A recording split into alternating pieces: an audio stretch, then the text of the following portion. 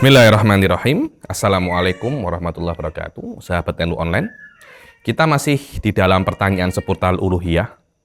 Banyak orang-orang pada saat ini dengan gempuran internet, dengan gempuran YouTube, dengan gempuran tulisan-tulisan di media sosial yang tidak tahu mungkin siapa yang menulisnya.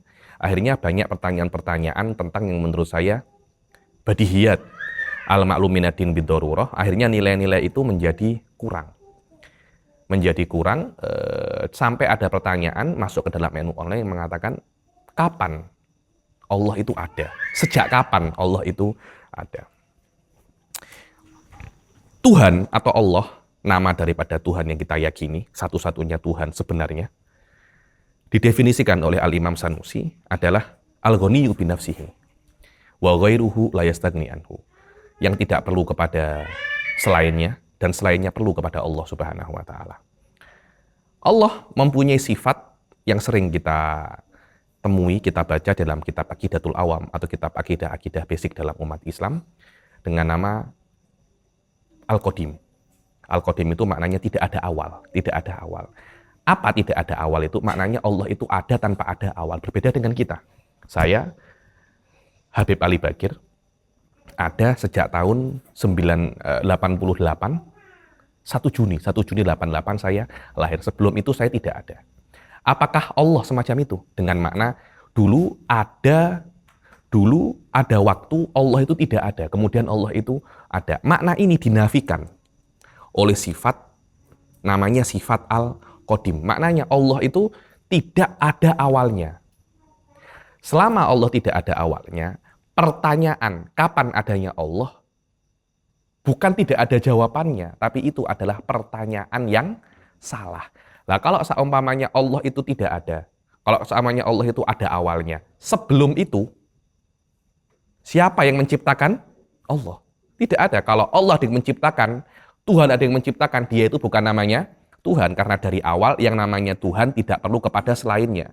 Kalau Tuhan perlu perkara lain untuk menciptakannya, ya dia itu bukan namanya Tuhan. Ketika kita mengatakan Allah itu adalah Tuhan, maknanya Allah tidak ada yang menciptakan.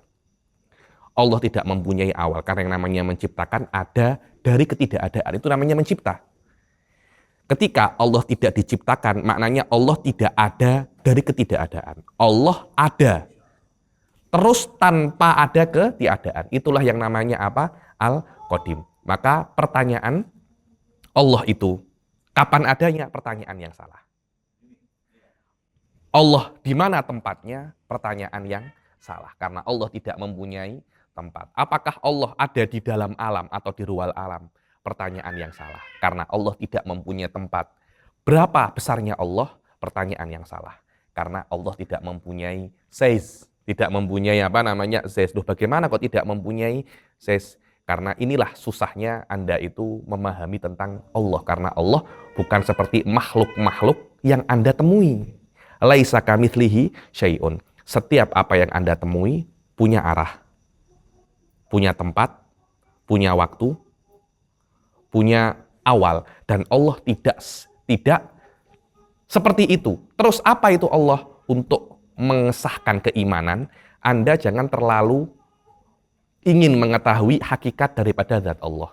Karena keimanan seseorang hanya terpulang kepada cukup Anda mengetahui Allah itu ada dan Allah mempunyai segala sifat kesempurnaan. Ketika Anda mengetahui itu, iman Anda sudah sempurna. Karena itulah di dalam beberapa kitab akidah dikatakan tafakkaru fi khalqillah wala tatafakkaru fi dzatillah.